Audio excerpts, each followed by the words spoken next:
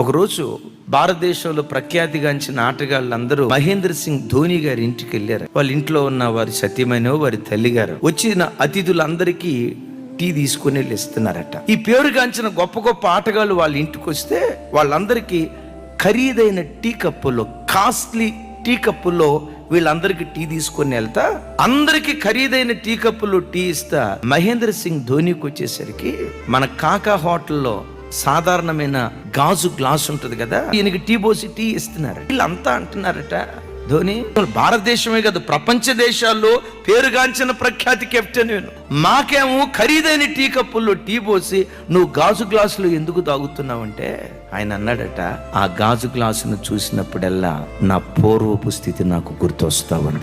నేను అనుకుంటా వాళ్ళకి ధర్మశాస్త్రం లేదనే గాని వాళ్ళ మనస్సాక్షి వాళ్ళకు ధర్మశాస్త్రం అయి ఉన్నట్టుంది.